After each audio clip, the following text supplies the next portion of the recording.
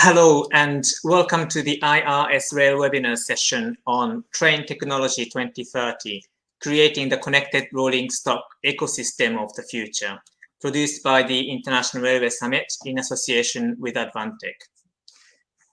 My name is Joel Somura. I'm the Managing Director of IRIS Events, and it's my pleasure to welcome you all to this session. So at the last count, we had around 140 people from 41 countries registered for today. And welcome to those of you attending our webinar for the first time, and welcome back if you've joined us before.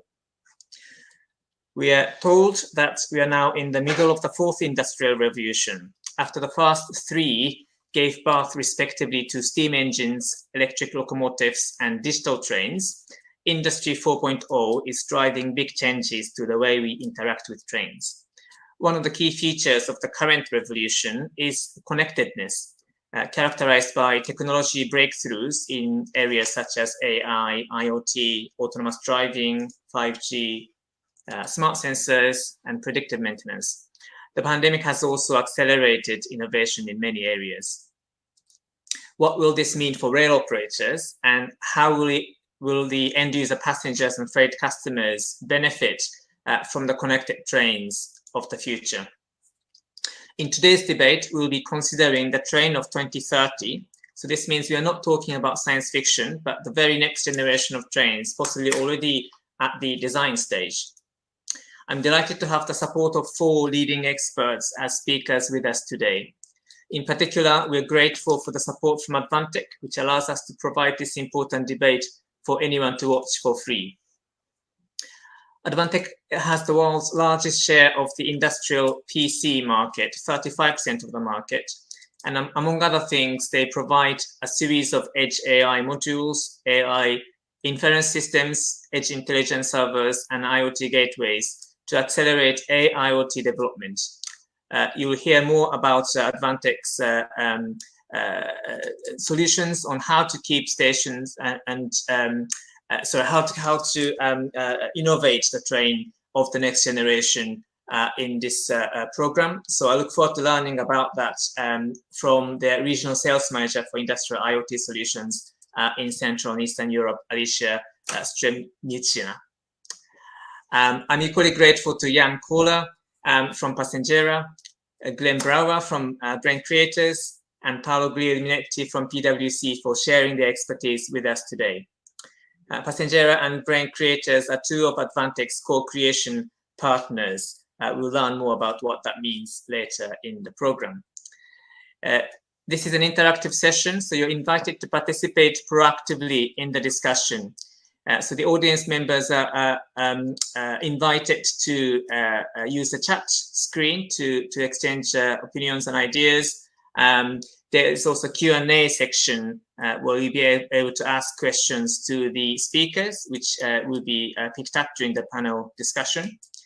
We have 4 polls today, so the polls will be introduced throughout the course of the session today. 3 out of the 4 presentations available from the handout section, so do feel free to download the presentations from the handout section. And finally, there will be an evaluation of the today's session at the end of the program. So if you're good enough to stay until the end, you'll get a pop-up. So do give us a feedback. If you miss that, you'll also get an email asking for your opinion on the webinar, this webinar. So this will be very important for us to get your feedback. We are tweeting live during this webinar, so you can follow us at Rail Summit, and please use our hashtag IRS Rail Webinars. If you enjoy the session, do continue the debate on Twitter and LinkedIn.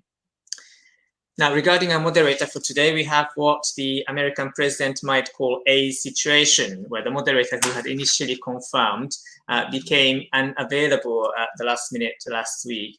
And I'm afraid I'll be standing in as the moderator, so please do bear with me today. So let's get started with today's debate on Train Technology 2030, creating the connected rolling stock ecosystem of the future. Now, first up is Alicia. And before I introduce you to Alicia, there's a poll question that I'd like all the audience members to respond to. So the question is, what is the single most important technology which will drive rail sector innovation in the next 10 years? So if you can select one of these answers, so is it big data analytics and AI? Is it rail automation, automatic train operation, ATO? Is it Internet of Trains? So this is a kind of based around IoT, Internet of Trains, passenger experience, or is it rail connectivity, 5G, Wi-Fi 6, etc., connectivity to do with rail? So if you can choose one of these options and submit your answer, while you think about it, if I can introduce Alicia. So Alicia is the Regional Sales Manager, Industrial IoT, Advantech Eastern Europe.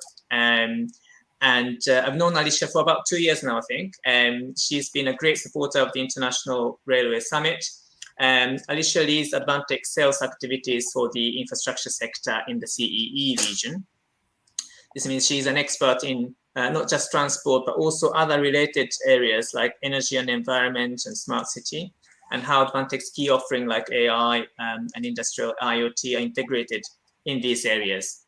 So before I hand over to you, Alicia, let's see the result of the poll.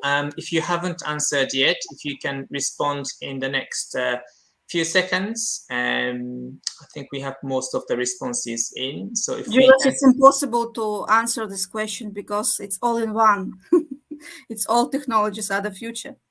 Yes, well, so I think the idea here is that out of these 5, what will be the biggest, what will have a biggest impact on the rail sector innovation? I think we've got most of the answers in. So if we can close the poll, so you can see the results under the poll section. If you go to closed part of that section, I think we've got a nice split, but about just under a third of the audience, 29%, have voted for rail automation, ATO, followed by rail connectivity, 5G, Wi-Fi 6. But I think it's a good, nice kind of split between the 5 options. What do you think about the results, Alicia? It's very interesting because now it helped me to understand who is on the other side of this presentation. It's very interesting. Yeah, thank you. Great. So I'll hand over to you, Alicia. All yours. Yeah. Hello to everyone. I'm very happy to present today Advantech. And my topic today will be about future train technology by creating the connected rolling stock ecosystem of the future. I would like to split my presentations into 3 messages. First message that showing about Advantech a little bit, because it's very important for you to understand, for people who doesn't know Advantech yet, that whether it's the railway, roadway, or transportation hub, or any other industrial application dedicated in its effort to provide the most stable, Advantech is providing intelligent transportation systems, from edge sensor devices and industrial communication products to computing and panel platforms, and also the device platform as a service IoT cloud platform. We provide a diverse product mix for the transportation sector. Our products are carefully designed to ensure the highest standards of reliability, flexibility, and expandability with enhanced operating longevity. And all Advantech products are industry certified. We also have full range portfolio for networking application with EN 50155 certification, routers with LTE and also 5G technology, access point, switches with different port density, different hardware which assure a powerful content server for entertainment services, high throughput Wi-Fi service, a gigabit Ethernet for AP connection, and high network security. So it's very short about what kind of technology we can provide from Advantage point of view. It can be much, much wider, because Julius already mentioned that we are 35% of market share in industrial products. The second my message for today is that IoT technology drives new trends. You saw the first question for you: how many new technology do we have? But IoT technology, this is an umbrella for all other technologies. And looking on the market, what we have today, there are so many new trends for train services, for onboard services, that what I put here, it's only a one small part which is right now, nowadays, started to be deployed. And also talking about application and solutions, what is happening right now on the market, it's really a boom that we have a lot of many applications. And I will try to explain you how we as Advantage are going to handle this big boom of applications on the market, and how we want to spread it on the global view. Talking a little bit about applications, what trend, what is changing. We see that people heavily rely on the networking services. So the connected nodes, iPhones, cell phones, iPad, laptops are increasing. 5G is also changing the world with its high bandwidth and low latency features. Passengers definitely get crazy if there is no network. So Wi-Fi 6th generation is a solution to solve multiply nodes and high throughput. If you are talking about video and any of YouTube, we see that increasing video is really with a high and high resolution. That when we are in train or anywhere, that we need higher and higher quality. For this, we need a new kind of technology. Device hyperization, that's already we have that there is no analog anymore. We are going more and more digital.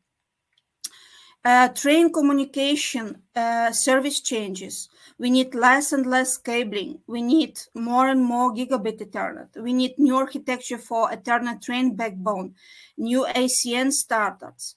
Systems are not connected today. And also the example I will show that this is one of the example in one country architecture of the system in train. We see that there is 15 separate systems. Right now, they are integrated in 10.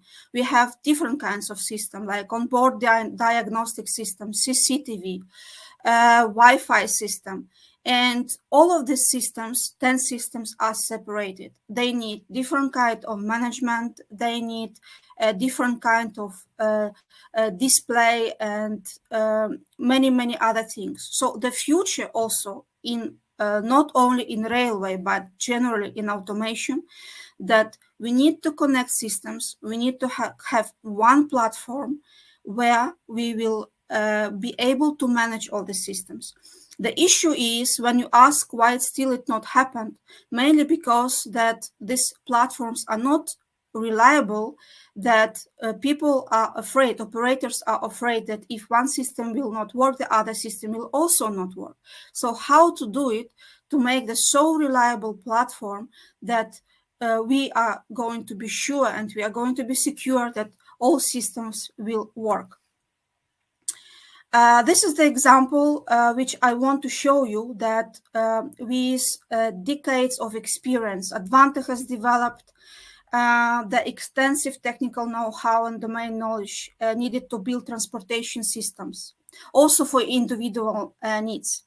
And this is an example. Today, we are really very proud, can say that we have many successful stories in the transportation field worldwide. And in very close relationships, here we have Alstom, for example, We're developing increasingly complex hardware to master the challenges of ATO. Advantage supplies to onboard computers that performs the automated analysis of sensors and camera data and send out the instruction to engines and brakes, doors, lights, and alarms.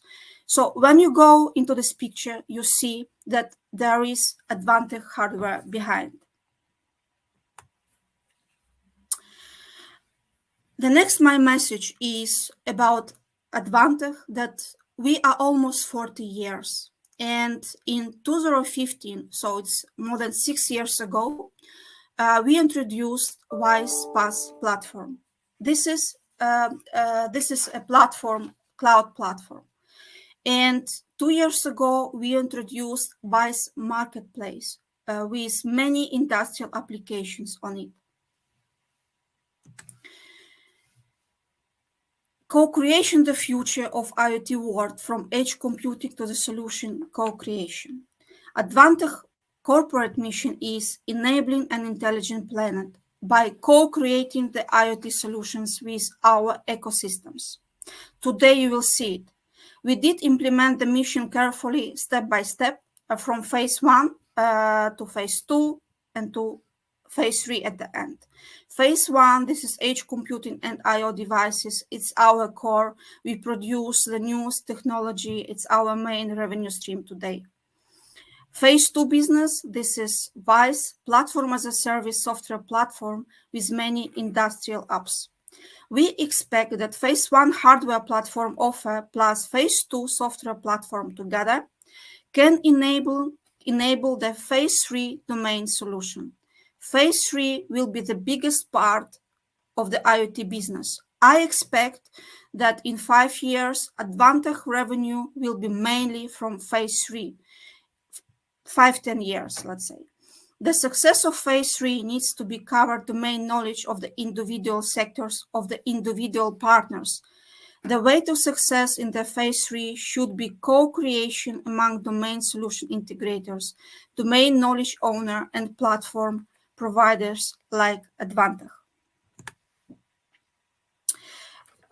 Very shortly about Wise Pass platform. We do have many cloud platforms on the market, many commercial clouds which we are using, like Apple, like Google, like AWS, like Microsoft Azure.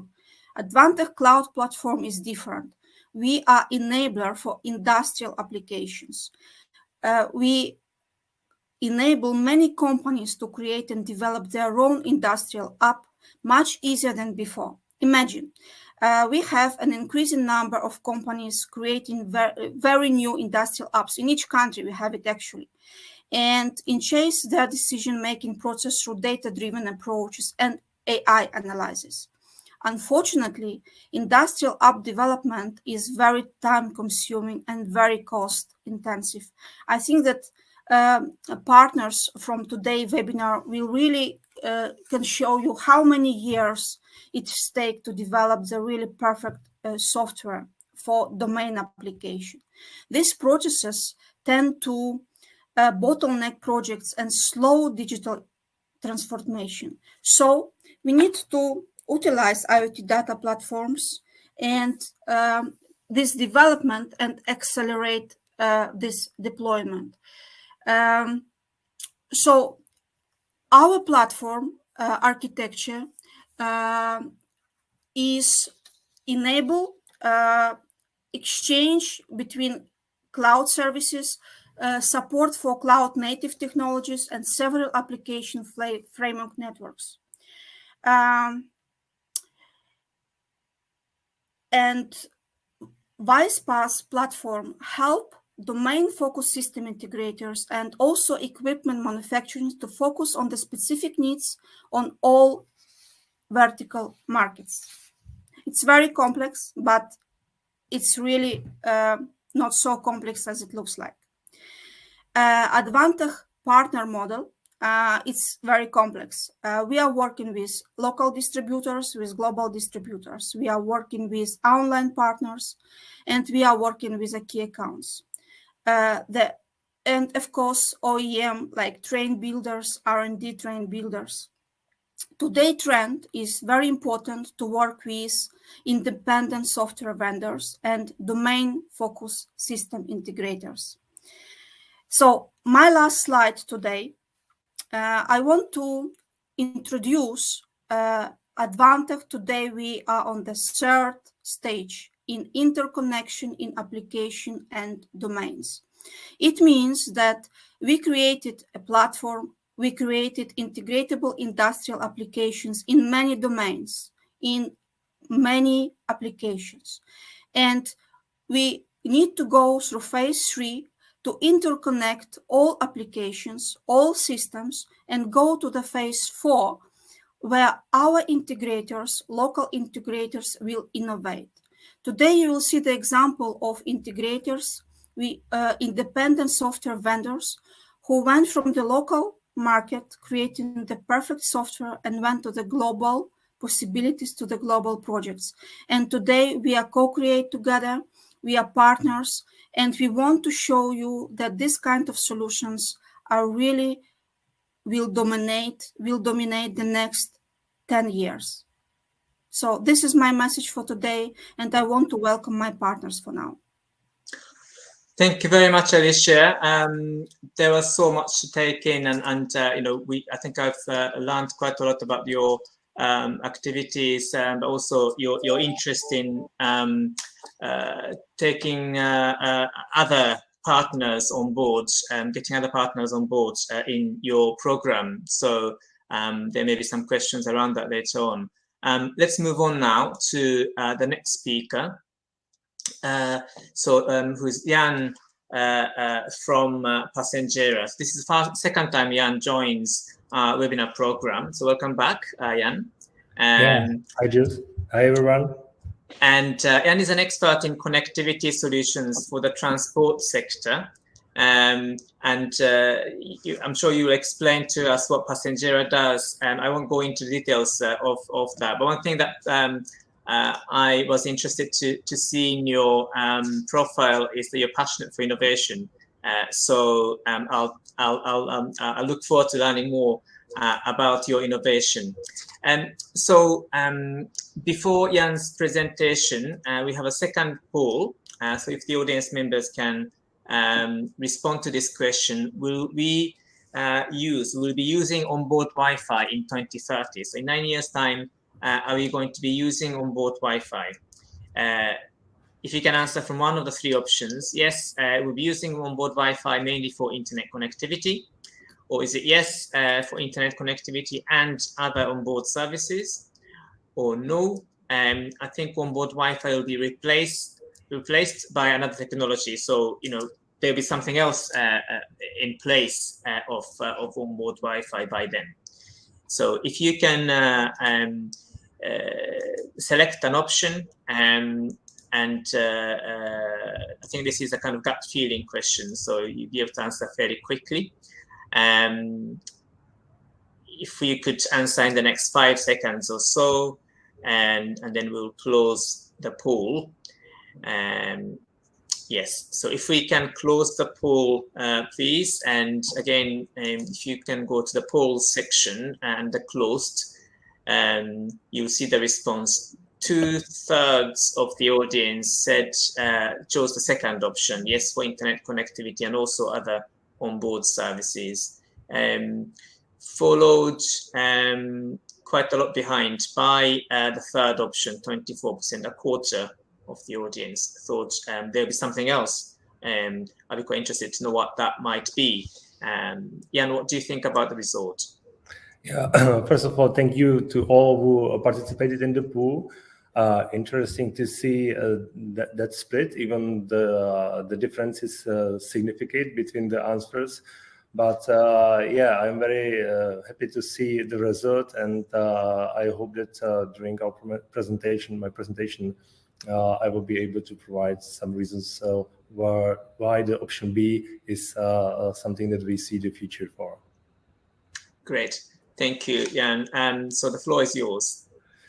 Thank you, Jules. Again, I'm glad for the opportunity to speak in this session, and I would like to participate to this webinar with the topic of the train technology 2030, by my presentation about how we see the passenger experience will be with the technologies we see to be deployed in 2030.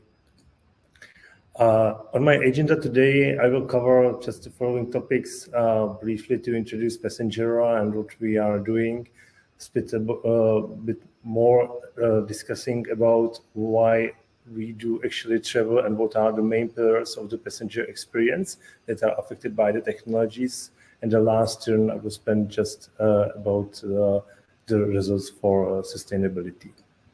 About the Passengera, we were established in 2012 and having headquarters in Prague, Czech Republic, and the offices in Dubai, UAE, and the Portland in the US, having the projects for the trains, metros, and the buses on 4 continents. So we started as a software company and became a complete solution and service provider together with our co-creation partner, Advantech.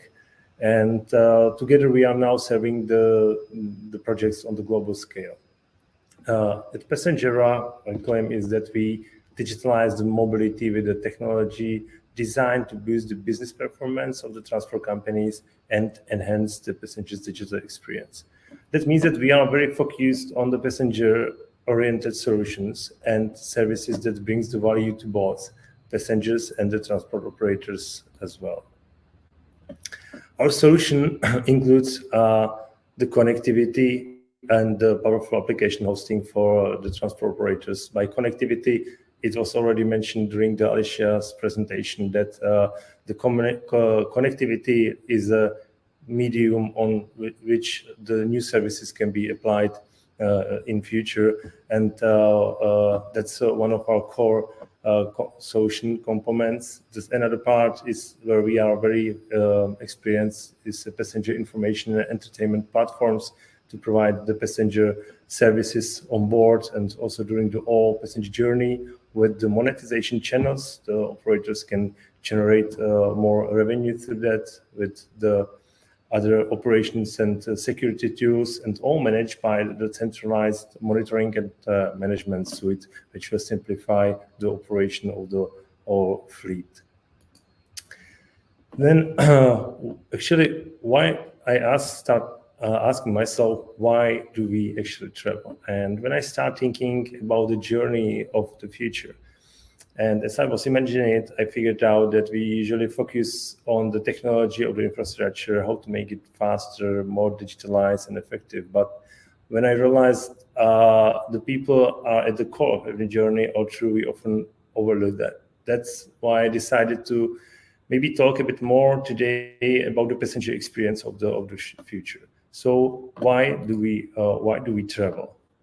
I think that the main reasons for why do we travel are that for the business, or to go to work, to meet the families and friends, and to explore the new destinations. But I think that these reasons to travel will not change in 2030. Maybe they will not change even later, but the experience of the travel will. The world is changing at a fast pace due to the technological process, and the priorities of the people change, as well as their expectations of the service that will be provided to them. So how the experience can look like in 2030? We might experience talking to some kind of robot instead of the human trained staff during our traveling. But even he will be only the machine. What I want to say on this picture is that it doesn't matter which way the passenger will get the information he needs, whether it will be the kind of robot, smart glasses, smart windows, smart boards, smart watches, whatever smart device, because these solutions will only interact with the user, and there will be always the background system that will proceed, analyze, and distribute relevant information to the right places. Because the year of 2030 is not too far away from us. If we consider what technology evolution we have already available now, and how long does it take to apply them to the transportation and make them widely used. So if I should summarize how we see the passenger experience in 2030, it will be fast and simple, personalized, and secure. It will not be only these three things, but they are the most fundamental, which we see now and which can be improved by the technologies. Well, when I say the by fast, I mean the speeds of the trains, but also the information transfers. We already have the first trains reaching 600 kilometers per hour. The 6G networks will be deployed in the next decade, as even we are now starting having the real experience with the 5G. In 2030, 6G will be deployed, and with higher and more reliable speeds, it will open the doors for new services for transportation again, as over with the 5G. And by the simple, I mean the simplicity of traveling, the simple process from the ticket purchase through the passengers onboarding, with the seamless traveling with the multiple transport operators, and simple to get information on the passenger needs with the artificial intelligence and the smart bots. By personalized, I mean the passengers will be delivered with the contextual services relevant to their personal needs. The technologies will be able to recognize the needs, create the tailor-made recommendations and offers, and with machine learning technologies, they can quickly adapt to the new trends and learn from automation. So the future will be a lot of data demanding, as the more solutions generates and needs more data, and we have to learn how to proceed with them.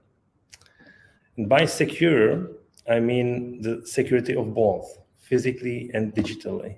The drones and advanced artificial intelligence-driven video analysis are already used now to help in the physical security and operational maintenance for the railway companies. And we foresee that they will even be more advanced in 2030 and will extend with the new services like track and trace of the personal belongings. But the digital footprint protection will be also the big topic. The more personal data need for the new services will require better protection of the passenger's digital profile. And the cybersecurity attacks that are impacting the rail already now, so the security will be a very important aspect in the close future as well. Just one slide with the interesting figures contributing to the claim that the rail is safe. If we look on the number of fatalities per billion kilometers, we see that the railway is a second best option after the airline. And with the new technologies that are planned to be deployed to trains, we need to make sure that this number will become even better than what we see it now. So why is the passenger experience so essential when we are talking about the technologies? It's because all these technologies are somehow participating on passenger experience. And with the technology evolving rapidly, the global impacts on the environment are getting more and more severe. And we think it's essential to continue improving passenger experience in the public transportation industry so that more and more people prefer sustainable mobility options. And the improving passenger experience means investing in a greener future, which is also the vision of our company. So thank you for your patience. That was the main message I would like to share with you. Thank you very much, Jan. And I can tell from your company name as well that you're focused on passenger experience, and I could tell that you spend a lot of time thinking about that from your presentation. So thank you for that, Jan. We'll be moving on now to Glenn. Glenn Brower is a co-founder and chief revenue officer at Brain Creators. Glenn has over 25 years of experience in direct sales management and strategies in many industry verticals, including his last position as director for Europe at IBM Watson Financial Services Solutions. And his current role involves go-to-market strategy and driving revenue growth. So Glenn, I look forward to learning about your input in what the connected train of 2030 may look like. Before I hand over to Glenn, can I just remind the audience members, if you have any questions to any of the speakers that you're hearing from today, do send in your questions. Simply go to Q&A section and type in your questions, and we'll pick up some of the questions during the discussion. So yes, Glenn, over to you. Thank you, Jules. And good morning, good afternoon, and good evening to all of you around the world tuning into this session. Today, I would like to talk about creating the connected rolling stock ecosystem of the future, and taking this angle from what has been discussed during the World Economic Forum in Davos, where they were talking about closing the skill gap. This was one of the key themes, and like Jules already said, due to the COVID-19 economical shock, the skills gap has even broadened, and the need to close it is even more urgent. So the call for new investment in mechanisms for upskilling, reskilling, and deeply human skills, as well as digital skills, is now pivotal. And one of the key things that was mentioned at Davos was that by 2030, the global talent shortage could reach more than 85 million people. And to be clear, the issue is not shortage of workers, but it's shortage of workers with the right skill. So if we translate that to railway, it would be the domain knowledge that you would require in order to execute your expertise within. So today I will be talking about combining domain expertise with deep technology, deep tech such as artificial intelligence and machine learning, by applying intelligent automation to close this gap and see how we can contribute to a connected rolling stock ecosystem of the future. So my name is Glenn Brouwer, and I work for Brain Creators. We are a scale-up in Amsterdam, and we generate digital inspectors to accelerate businesses.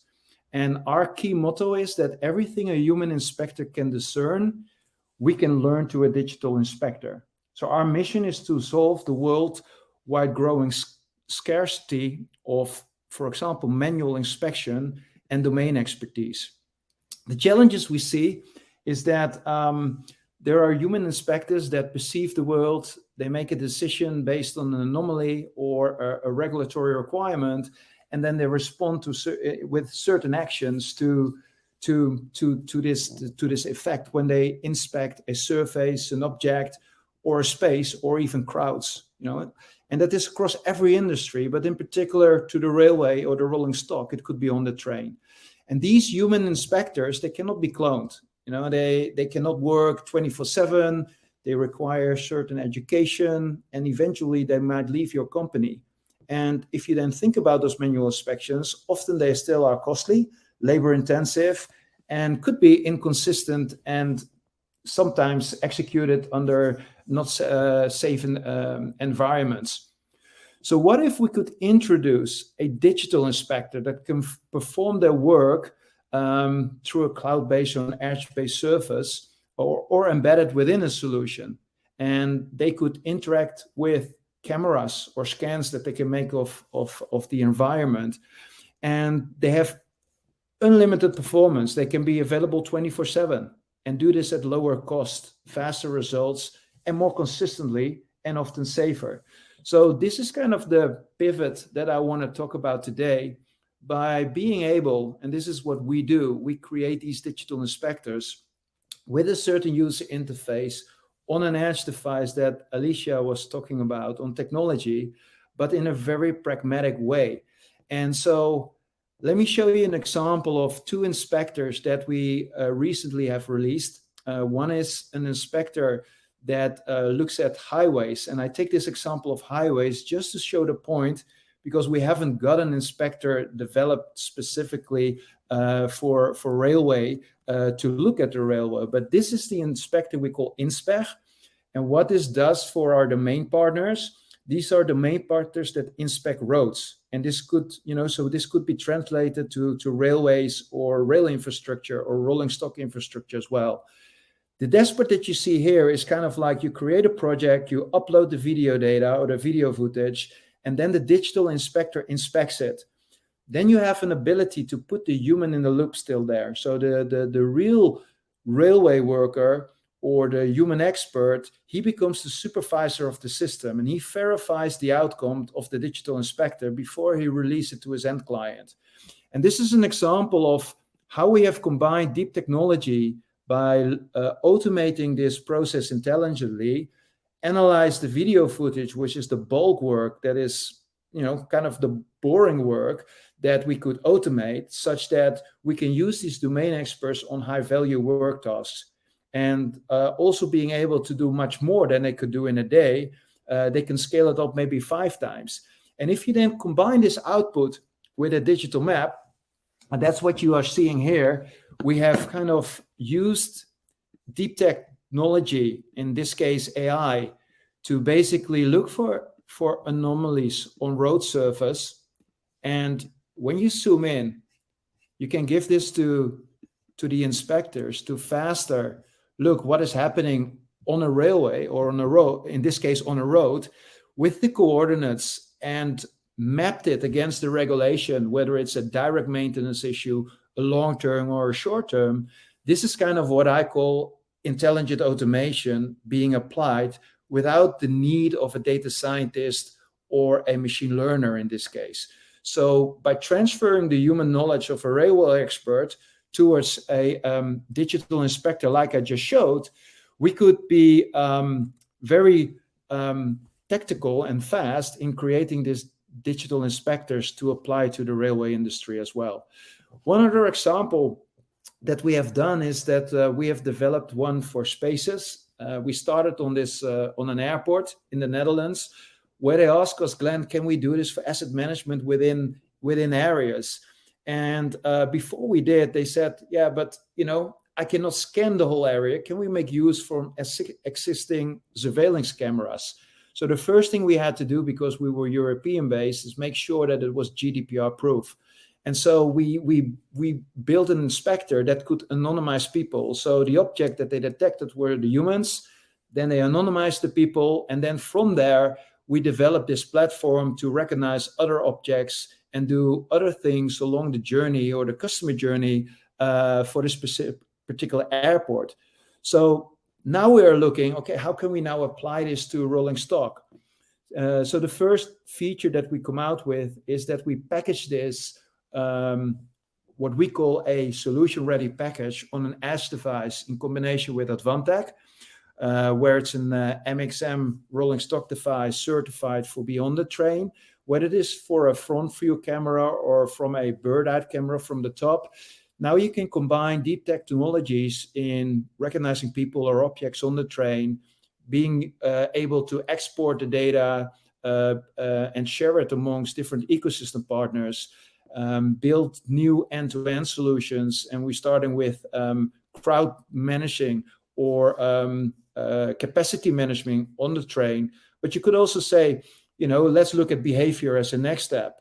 And how can we tune this in such a way and apply this technology without being a machine learner or a data scientist is really key in this. So we have enabled this for domain partners in order to be able to work very effectively and efficiently with this type of technology without the need of being a machine learner or a data scientist. And that's kind of how we look at creating these digital inspectors. Our first target application for rolling stock is on this MXM device that we do in combination with Advantech. We are now certifying this. The first release that in November comes out is to respond to changes in passenger occupation. And during our roadmap going into the first half of next year, we are looking at detecting trends. So you can look at video footage where you can look at behavior or harassment or typical behavior that you see happening on the train, or maybe use it for operational efficiencies by looking at inspections on trains, around trains, or in rail infrastructure from a holistical point of view. So this is what we kind of built. The differentiation that we have is that we have a platform which we call Brain Matter, which helps generate these inspectors. So we are looking for ecosystem partners that have a use case, that have the knowledge can provide the examples. That's a prerequisite to develop these inspectors. And once these inspectors have been developed, we can put them as a branded software solution into the market. Like I've shown you for road, there was an example which we have developed with a partner that is, in this case, an inspector for road inspection. But you can imagine if you do that for rolling stock inspection, then the detections, you can visualize it with an interactive reports. That is kind of the value that we can then provide. Our business-to-business model, we call it a B2B2B model, because at first we work with domain partners within the ecosystem to generate these inspectors. And then these domain partners, they can resell these solutions into the market space or leverage other ecosystem partners as well to put this into the market. The advantage that the domain partner gets is that they can do much more business with fewer resources, or they can put their scarce domain experts on other tasks, whereas they can do the bulk of the work through the intelligent automation, and therefore they can get a faster ROI. And for the client, it can, improve their client journey, or if they want to do certain inspections faster, they can do it at lower cost and higher speed and with more consistency. This is kind of what we do. We also offer a kickback fee or royalty fee to the partners where we develop the digital inspectors with. And if they then are being used within the market or through different marketplaces, then the domain partner that we collaborated with can get a kickback or royalty fee as we go forward. The ecosystem partners that we have, here's a snapshot of the ones we have. We have more than 50 ecosystem partners that we are collaborating with. We have more than 80 engagements that we have done since 2016 within the market. And now we are really focusing on finding the domain partners for rolling stock to see how we can collaborate within the ecosystem. This week, we are also at Cypher in Lille. So if you want to see the demo in real life, come to our booth in hallway 1. Remember, there is a digital clone behind every railway expert.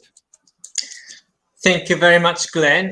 In my introduction, I talked about, we're only talking about train of 2030, not from science fiction, but what you talked about seemed very much like a science fiction world, and yet it's already available in 2021.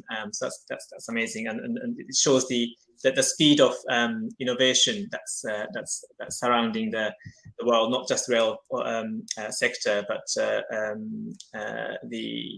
that's quite amazing to see what's possible right now.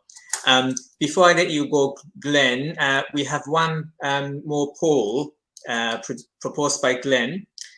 So if the audience members remember, Glenn talked about cloning a human expert to, I guess, digitally, kind of to do their work instead of human expert. If you could clone a human expert within your organization, who would that be? So if you're representing a rail operator or manufacturer, this could be about your organization. If not, maybe you can imagine you're representing a rail operator, and who could be replaced by a cloned an expert. So would it be rolling stock maintenance directors, rolling stock technical managers, or is it rolling stock and technology engineers, or rolling stock asset managers? Or maybe you think about someone else that you can think of. Who could be best be cloned digitally, or replaced by a robot?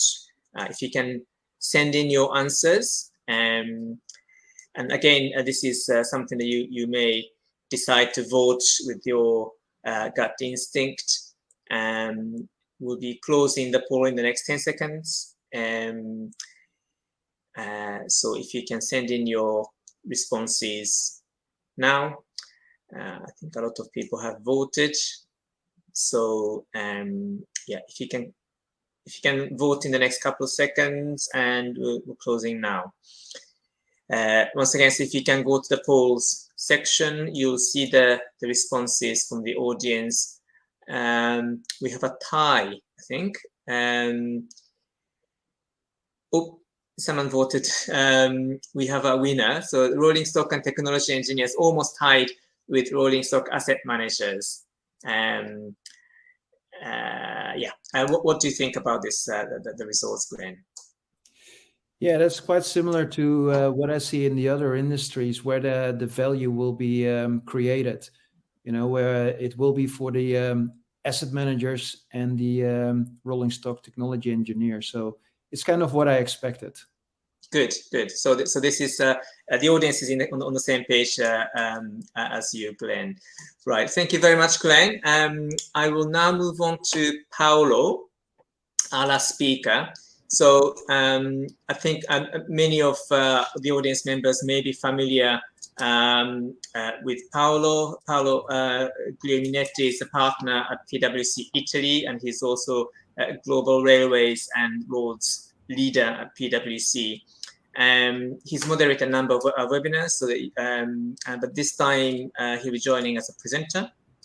Paolo has over 20 years of experience in transport planning, economics and operation. His current projects involve rail digitalization in the areas of enhancing rail network operation and improving customer experience. So there's some connection there with what others were talking about, especially around customer experience. Over to you, Paolo. Thanks. Sorry, before you go, Paolo, we have a poll. I almost forgot. If you could show the poll, please. Yeah, thank you. So this is the last poll, audience. What key rolling stock characteristics should be improved to better satisfy evolving customer needs? So once again, we're talking about customer experience. Which of these 5 items most important in terms of improving to better satisfy customer experience? Is it connectivity, so that people will be always online while traveling? Is it dedicated spaces for resting, working, leisure activities, family needs, etc.? Or is it better onboard catering services? Is it expanded onboard information services, consistent with the one provided by the apps, etc.? So consistent information being given on board, or is it accessibility for people with reduced mobility? So 5 options to choose from. Which ones are most important to satisfy evolving customer needs? So if you can send in your responses, and once again, we'll be closing the poll fairly shortly. So if you can send in your last set of options, answers. Yeah, and yeah, you're still voting. So if you can send in the next couple seconds, and we're closing now. Yeah, if you can close the poll, please. And once again, it's in the same location. So we have big significant number, 43% chose the first option, connectivity. I guess partly because that's what the audience is interested in this webinar. Followed by about 24%, about a quarter, about the information, providing the right onboard information. So any response to this, Paolo? Yeah, this is, I think, a bit biased by the specific topic of today, but it's true that given the fact that rolling stock has a long life cycle, is more difficult to change layout, let's say, and or accessibility significantly. So probably that's why connectivity information is important in itself, but also is let's say relevant or more easily available by 2030 for the existing rolling stock at least. I will also deal with the topic of customer experience, and in general, how to match rolling stock characteristic with evolving customer needs. All we were discussing today should be related to the wider perspective, in my view, which is what are the customer expectations. Ian already introduced a bit about that. I would like to try to provide this in a let's say, expand a bit what he said, because it's a complex equation. There are a number of reasons why it's complex. Travel demand is increasingly segmented. We have a variety of needs that justify the trips. So it's becoming more complex to address with a single solution a variety of needs. People are traveling for different purposes. And even within the same purposes, there are different, let's say, requirements. And the driving force of customer behavior is, in general, in my view, time. Travel time is expected to be used effectively by customers. Regardless whether they are traveling on business, on leisure, on other purposes, they will not, let's say, enjoy just to look at the window, or for most of them, this will not be enough. Time spent on train should be used effectively. The third point is the customer are constantly comparing their experience with other mobility solution. And so they not travel just by trains, and they look at what are the experience on other modes of transport. And finally, customer needs are not stable across time and space. So they change, they evolve, while rolling stock has a very long lifetime. So that's why it's a complex equation. Travel demand, as I say, is increasingly segmented and diversified. Few words on macro trends. Aging population. In the European Union, for instance, if we look at the forecast of the European Commission, the share of population of more than 64 years old is increasingly compared to the one of the younger categories. The so-called dependency ratio, which is basically the share, the proportion between these two, the more than 65 and less than 64 and more than 25, is significantly expanding. So we have more and more senior traveling. At the same time, we have the expansion of remote working, which is another important big trend, but is not homogeneous across the region. It depends how much jobs in the particular area can be performed remotely. So again, it's a general trend accelerated by COVID, probably will be stabilized at a lower level than COVID, but will not come back at the 2019 situation, but is not homogeneous across the geographies. Then we have a connection. We have discussed already about that. COVID has increased the travel the expectation from online travel information system. But already before COVID, 80% of for instance, US consumers were making choices based on travel provider communication online. And we have, for instance, in Italy, we have a slightly lower percentage according to a recent survey we did. And the dissatisfaction during COVID about the quality of the information was increasing depending on the mode of transport between 5 and 10 percentage points. Why? Because ex-travelers were expecting to be better informed, to have more information, not just about timing, but about also congestion, about the number of people on the vehicles, so the load factor, and not always this was consistently provided. And another trend, but is only one among the several that are ongoing, is the green tourism. As I said, there are a number of reasons people traveling. Sustainability is an issue for many of them, and in particular for a certain percentage of tourists. There is a global market size of 200 billion euros evaluated today, with a significant growth rate by year, 50%. And this is just for the green tourism. In general, 20% of the travelers are considered to be eco-conscious today. This percentage is increasing. All these expectations, all these drive requirements from the customer. Socio-demographic elements do not translate automatically in uniform customer needs. Even if we have these mega trends, within the same segment, as I was said before, specific purpose and also the time length of the trip do impact the passenger needs. But also actual travel condition matters. For instance, delays. They will generate additional travel times, and they generate new needs in terms of information, but also in order to take advantage of the additional time and not to waste it. And some passenger needs are real necessities, while others are nice to have aspects. So the real necessity will dictate the choice of the mode of transport.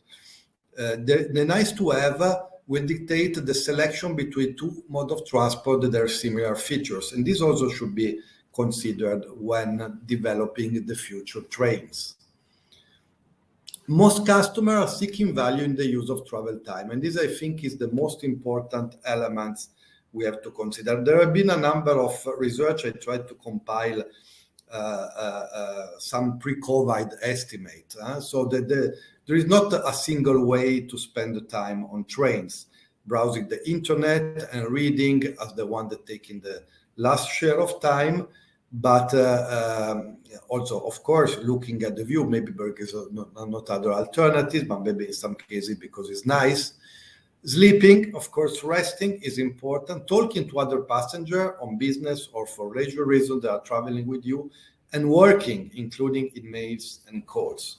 So added value is not only providing the solution for the working passenger. Too much time we focus only on the business travelers and their needs. Sleeping, talking, reading, several activities provide added value in terms of relaxed relationship culture. And of course, connectivity will matter because a lot of them will like to listen music, will like to get videos, maybe reading also something like a newspaper received through online channels. Zero disruption is probably impossible. So real-time reliable information is a must. And train travel, we have to remember always, is just an element of a longer transport chain. So travelers need to be constantly updated, not just about the estimated arrival time, but also at the available option to reach the final destination. And increasingly, we expect such kind of information will be personalized, consistent on all channels, not different from what we get on board, online, on other channels, with end-to-end option available. If I arrive late in the evening, maybe there is no public transport anymore, what I can get. And this will also enable new marketing opportunity like cross-selling of other mobility solutions. Train delays will not disappear. There is even decreasing. Before COVID was deteriorating for the increase of traffic and, let's say, difficulty to expand capacity quickly. So travelers need to be able to take advantage to, I would say, enjoy the delay, not suffer of it. And this is also something to be considered. Customers are also comparing their experience with the other mobility ecosystem. If we look at the main reason for using a main mode of transport, we see that a European barometer survey showed that comfort, pleasure, and privacy are very important. All of them are not so easily taken or obtained while traveling by train, especially comfort in some cases and privacy almost often. People traveling on business or with relatives maybe would like to have dedicated spaces just for them. This is just an example, but also dedicated information just for them.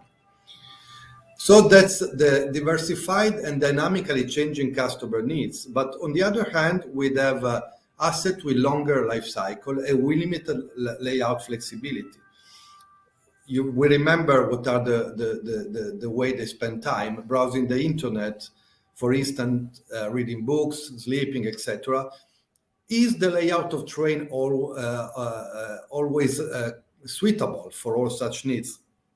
And train operators typically do not monitor how the passengers are spending the time for a number of reasons. There are privacy issues, not always the data are available. What to do with this data, even if they have it? Of course, something like connectivity, providing information, providing online services is something, let's say, relatively more feasible than modifying the layout. So at least for that, it would be good to have a better knowledge of the way passengers are spending the time. Finally, so that's our let's say the problem, the issue on the table. It is important to understand and monitor such customer needs, the way they spend the time on trains, and align quality with the benchmark outside and within the mobility ecosystem. For instance, connectivity, if they can get better connectivity on for instance, while traveling by road, the same quality should be matched while traveling by train. And diversify spaces and increase flexibility will also provide a solution. And some spaces can have additional online or additional, let's say, information services as well. So, for instance, you can think to equip conference room even on train. So I'm finalizing now my presentation. Jules, I'm handing over to you. For the continuation, I'm very sorry I could not stay for much of the panel because I have another engagement, so sorry in advance about that. Thank you very much, Paolo. As you have limited time, I think you need to leave in the next 5 minutes or so. Maybe I'll just ask you one or two questions from your presentation. So I think you explained very well that the needs of passengers are evolving, and you provided some examples of that. If I'm representing a rail operator and if I want to know what are the needs of my passengers, either now or in the next few years, what are the kind of practical ways in which I can sort of find out about those things, and how do I go about it? So you have basically two categories of travelers. The one that are very keen to share this kind of information and the one that are very reluctant to do it. So for the first panel, just ask them. Railways are still a bit reluctant to use modern ways to survey behavior.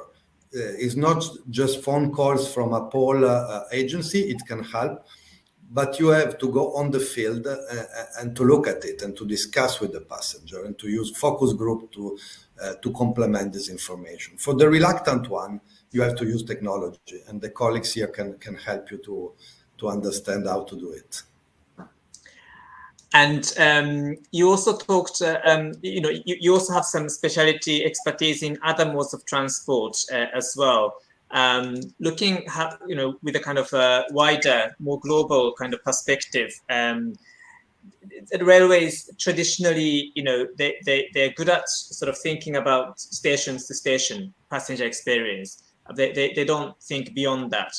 What can railways, from which sectors can railways learn from in terms of passenger experience, and what kind of things can they learn from I have to say that the transport sector, let's say, is a bit lagging behind in providing end-to-end solution for passenger, and this is more common in freight. Why that? Because the segmentation, the fragmentation of the supply chain, of the value chain is significant. However, in the airline sector, some companies, some airline provider have started since several years to provide at least one solution available when you reach the final destination. Can be bus, can be car sharing, often in partnership with airports. So this partnership should be developed by railways. So there are examples, but it is very, very important that this option is provided to the customer while traveling and not just in advance while booking, because your needs can change while traveling, especially in case of disruption.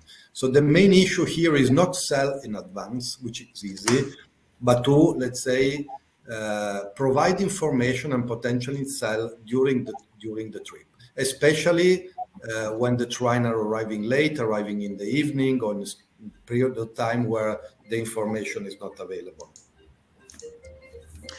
Great, thank you, Paolo. I think you have to go. Sorry, you have to be going. Yes, thank you very much. And I know you're very busy, so thank you for taking the time to join us.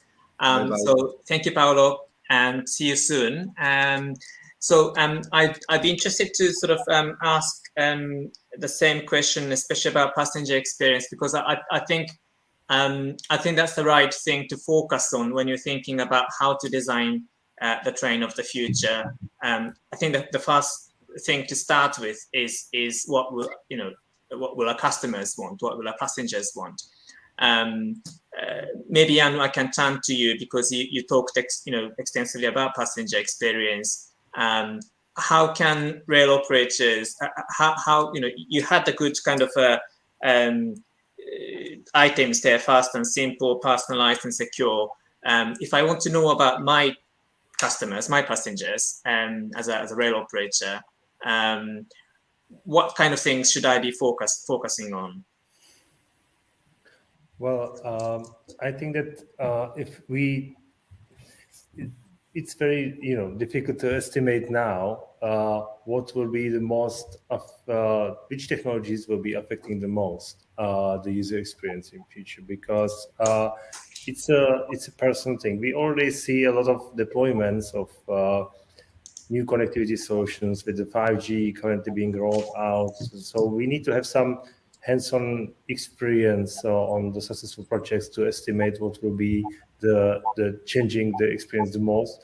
But I think that if we are talking about what will change the passenger experience the most, it will be that technology that is touching our persona the most. I mean, the technologies that are making our lives more easy are always appreciated, but those who are very personal will influence us the most. So I personally think it will be the technologies that will provide, or even is currently providing, personalized services like the customer care, real-time informations, and the e-commerce services. And how will Alicia? Maybe I can turn to you about passenger experience. I was just talking about it as we're talking about it. How do you think the connected train will improve passenger experience? And how will sort of hardware and software kind of collaboration will help give passengers a better experience in the future? Yeah, now we are going into very deep understanding of the mobility and the services. It's exactly what domain focus system integrators are doing. Connected vehicles, connected all applications, connected infotainment, connected information. It means that people can travel without buying tickets, without delaying, without many wrong things what are happening right now. And this is a very complex future which will come. But I think that without connecting, it will never happen. So this is the step which each operator in the country need to start to think about it, because if the systems, if all applications will not be connected, we will be never able to manage it, and the passenger experience because of it will never be perfect, will never be excellent. Mm-hmm. And I think the passenger experience, compared to, let's say, 10 years ago, has improved, but there's a long way still to go. And focusing on passenger experience, Alicia, which, in your opinion, which areas do you think will improve the most in the next 10 years? I think that after COVID, transportation is the sector which really is the most damaged by COVID, if you're talking about industry. And according to the statistics, we don't expect it will become back next year. According to statistics, it will become back 2023. And to go to this year, we need to be prepared. So it means that passengers, if they want to travel, they need to really feel secure. So first of all, we don't, we need to have information system on the very high level. We need to show people about that they are not affected by viruses, that they are really very open to travel. And many applications what we see now, this is innovations, this is artificial intelligence, this is predictive maintenance, this is everything what we can predict what will happen, it will really help us that people, we passengers, we will be sure that we can travel without anything wrong is going to happen. It's very wide, it's very difficult to go narrow in this case, because to go narrow, there are so many applications that we need to describe about it. So I need to go wide.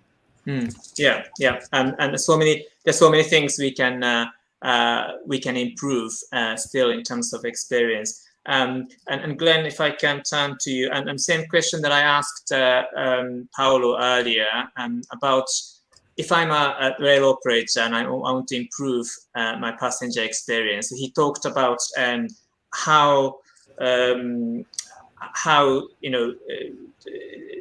as an operator, how they can monitor by asking, by doing survey and so on.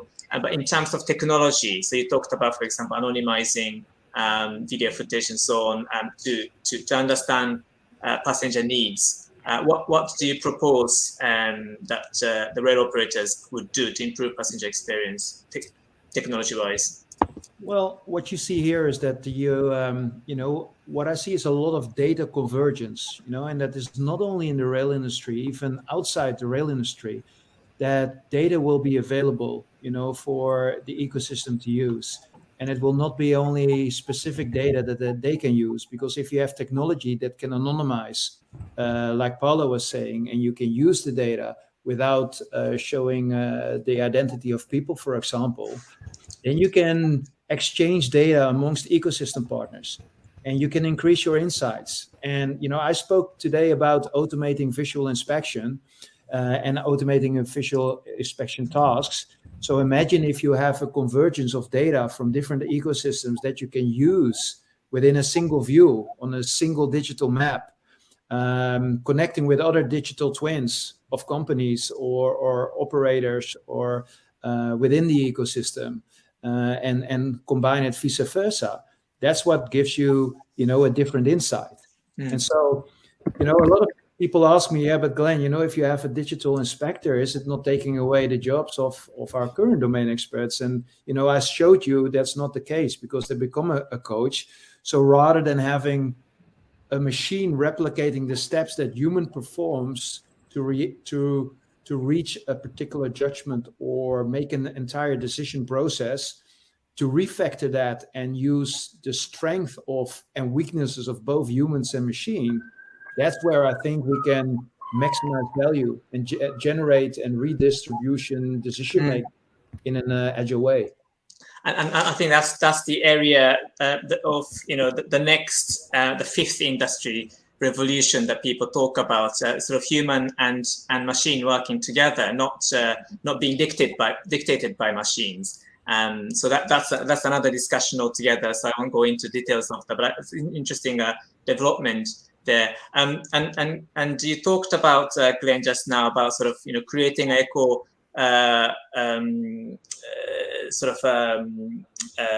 partners within the industry. So obviously, Alicia, Advantech has this quite unique proposition to create creation partners. So this is where you're collaborating with startups such as Jan's and Glenn's, who have very innovative ideas and technologies, to team up with them to come up with something new, something that doesn't exist in the world, with Advantech's kind of size of operation that you can help them with. Maybe you can sort of explain a little bit more about how it works, and if I'm representing innovative startup interested in the railway sector, or interested in train technology, how do I work with you? Explaining it in a very simple way, and if it will be very simple to do, to create an Apple store. Yeah, you go into the Apple store and you have many applications. Yeah, and you are using 10, 20, 30 applications like a person, right? Advantech is creating such industrial store where we have a marketplace where you can come and buy many different applications. And on this marketplace, we have co-creation partners who can put ready application. Everybody can buy it. Everybody can buy it like a proof of concept or ready project or anything. And WisePass platform, you have many valued applications to create your own application based on domain. And these two platform and marketplace, they are connected. And the idea of co-creation is in 10 years to have such marketplace that if you're a factory, if you are manufacturing anything, and if you're operator, you go there and you see you need this, that, and that. You need passenger information system. You need, I don't know, a Wi-Fi connection on the board. You need a restaurant model that you want to connect it with all systems which are existing, and you are buying it. And the awareness that it's very, very complex to do because each project is different and each project need customization. This is why it's so complex for now, but this is the future because if we are people now, we can go to any e-commerce shop and buy anything. So in future, if you're talking about industry, it should be the same. It's just logic. Mm-hmm, mm-hmm. And so that's this is very kind of a unique way, and I think you've managed to partner with many innovative startups and innovative solution providers. Do you also work with the big OEMs? And if so, how does that work? Yeah, definitely. I think that we work with every big OEM. If you're talking about railways, we work with Siemens, with Alstom, with Bombardier, with many of them. And it's not about, to say how big we are or how famous we are, how good we are. Working with R&D, with Deutsche Bahn or with any R&D of big OEM customer, bring a lot of experience for both of us because we can help to create the perfect hardware. Passangera or Brain Creator can help to create a perfect software. At the end, we are going to the OEM, and OEM build the solution which they need for the local, because every local operator has need their own solutions. We can standardize it somehow because this is the future. Many of them will be standardized, but every local application will be a little bit different. Mm-hmm, mm-hmm. So that you can kind of accommodate different needs and different requirements from different markets by sort of getting to know, getting the kind of partnership of different partners. Jan, if I can come back to the poll question that we had about the onboard Wi-Fi. Because that's something that's quite interesting. Intrigued me. We asked, we'll be using onboard Wi-Fi in 2030. So we had answers: yes, mainly for internet connectivity; yes, for internet connectivity and other onboard services; and no, I think onboard Wi-Fi will be replaced by another technology. I'm quite intrigued. What is the answer? Your answer to that question? And if it's replaced, what would it be replaced by? Yeah, well, actually, I haven't answered the poll because I would like to be, transparent to the audience and learn what is the opinion from others. And actually, I am not sure if there will be any technology that will replace the Wi-Fi, because as we said, 2030 is behind the corner, and now we have the 5G. So yeah, there will be the 6G deployed. Then we have Wi-Fi 6 now, so there will be Wi-Fi 7, maybe Wi-Fi 8 standard deployed by 2030. So the Wi-Fi technology will be still there. But the reason why I asked this question is that what is the opinion of the attendees? Like, if we will need to have the Wi-Fi on board at all, because you know that especially in the high-speed trains, now we are deploying the Wi-Fi infrastructure on board to provide, not these days, but that's how it started, to deploy Wi-Fi on board to provide internet connectivity service to the passengers, because the trains are like the Faraday cages. So the signal, they have a lot of signal attenuation, which decrease the quality of the signal being able to receive by the mobile phones when the train is moving. So that's why these technologies, like what Passenger Rail is providing, can deliver the high quality and bigger bandwidth to the trains on board to provide train service, but the internet service. But I also noted recently, like the Siemens has came up with the glasses for the trains, which have a different structure, and they allow to go through more signal from the mobile tower. So maybe in 2030, the signal reception will be good enough, so the motivation of the passengers will not be that high to connect to the Wi-Fi to get internet access. But that's what passenger we believe in, that the Wi-Fi is just a medium to get access to different services, and internet service is just one of them.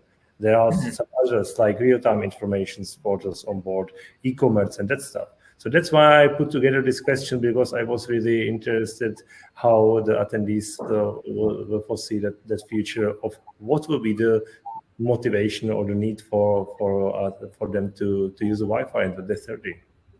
So the 5G, 6G might be good enough not to have onboard Wi-Fi in the future. That might be interesting thing to think about, and because that's you're already connected, with 4G, 5G that we have, you don't have to make any changes to your setting when you get on the train, and that's what we already tend to rely on, isn't it? Because onboard Wi-Fi isn't often good enough.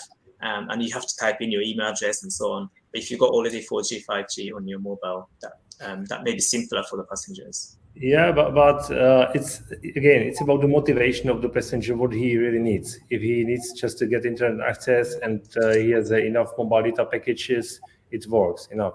But if you have like a small data package, there are the demographics of the people who are always looking for the public Wi-Fi to save the costs on their mobile data packages. There's a motivation to connect to the onboard Wi-Fi. So that's why I'm saying that I'm not sure that there will be technology that will replace the Wi-Fi on board. I think it will be still there, because it was also shared in Alicia's presentation that as the train is going, more digitalized and more technologies are getting connected wirelessly, not over wire, there will be need for some kind of Wi-Fi infrastructure on board anyway, not just for passengers, but also for another technologies installed on board. So sure. We can have a more detailed discussion on that, because there is a couple aspects that will happen in the coming years, and that will influence what people really experience in 2030 on board with the Wi-Fi. Yeah, we have one question coming in from the audience. So before we go, I just want to turn to that question from Seth. I'll open this to all of you if whoever wants to answer this question. Do you see momentum in the wayside network engineering or dedicated train-to-ground connectivity endeavors? So connection between train and the ground. Would the wayside network be strong enough to rely on that, I guess? So any improvement on that? Who wants to answer this question? Actually, I can start with the comment, if may I. Well, there are multiple ways how we can get the train connected. We can use the mobile data networks, which are actually still considered as unreliable network, right? So we cannot create a reliable service on unreliable network, but that's the principle of mobile data networks. Then there are, but the 5G or even the 4G is really good enough to provide high bandwidth with the technologies like the channel bonding and the load balancing over multiple modems that run in a parallel, right? There are we also have already the 5G field tests that we recently run with some customers, and we see the speeds necessarily in lab on one 5G modem that is close to 900 megabits over one network. But it's still the lab, and we cannot expect that the 5G will be deployed and in its best scenario in every corner, every corridor of every railway. So it always depends on the local deployments of the 5G networks. And that's one option, how to connect the train. Another one is like to use the trackside technologies, which are more stable and more faster. It's about deploying the infrastructure across the railway. But this can be quite costly, and it's always the matter of deciding the owner of the rail track if they are able to invest in such technology and provide the services on it. Thank you, Jan. We're running out of time, but Alicia, if you want to. I want only to say one sentence, that we cannot expect to have the best Wi-Fi services with 5G and everything on board, and that wayside control and infrastructure will be on the lower level. It will never happen. That's why I think that the next future, it will be like an octopus. Yeah, we will have many legs in many applications, in wayside, in infrastructure, in on board. So it's just happening, and there are many partners. Today we are more on board, but it will happen. Yeah. We have also Brain Creator show today how it will happen. Right. So just before we go, just in just a few words, really, because we are running out of time. What will the train of 2030 look like? Just 5 or 6 words, Glenn. I would say a pleasant journey for travelers, where we converge data and get better insights than we have now. Thank you. Jan? I would say, again, the reasons for traveling will not change. The experience will be affected by technology and will be fast and simple, personalized and secure. Great. And Alicia? Yeah, I'm a woman. For me, train should really look very beautiful. So it will be like from the space something, and definitely it will be the innovation and very new technology. Yeah. So connected, personalized, fast and simple, secure and beautiful. Thank you very much for your contributions. So I think we had a very fruitful discussion today.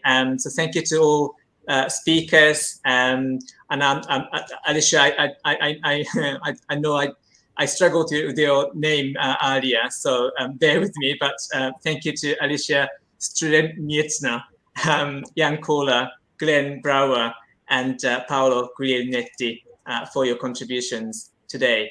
I just want to give a very quick information about our next next webinar that's happening on the 2nd of November. This is about rail supply chain. Once again, we're talking about resilience, building resilience into rail supply chain operations. So there's a lot of disruption to supply chain these days. So we'll be talking about that with the help of Rail Baltica, Supply On, and the moderator from Deloitte. And the second session in this series, yes, we have identifying the right data to predict and mitigate rail supply chain risks. So we have speakers from Arriva, Supply On, Barnino, and once again moderated by Mary Hewitt from Deloitte. So do register for these 2 webinars coming up, and these are the last of the webinars that we will be having this year. And then after that, we'll be focusing on our annual event in February, the 11th International Railway Summit. Advantech is kindly agreed to be one of the sponsors for this session as well. We are focusing on innovating rail for people, planet, and prosperity. So do have a look at our website, iris.org, and do get in touch with us if you have any questions. And finally, we've launched new awards, International Sustainable Railway Awards, in association with the International Union of Railways, UIC. So the application is open now, and only for 18 days it's open. So this is open to rail operators and infrastructure owners. If you have any projects, initiatives that you've worked on over the last year or so, year and a half, in sustainability, do have a look at our website. If you can Google International Sustainable Railway Awards, you'll find our website, and do submit your application. The ceremony will take place at the same time as the summit in Berlin as well. So do plan to join us for this as well. So thank you once again to all of our speakers, and thank you to the audience for joining us today. And I look forward to seeing you at our next webinar next week. So thank you very much, and goodbye.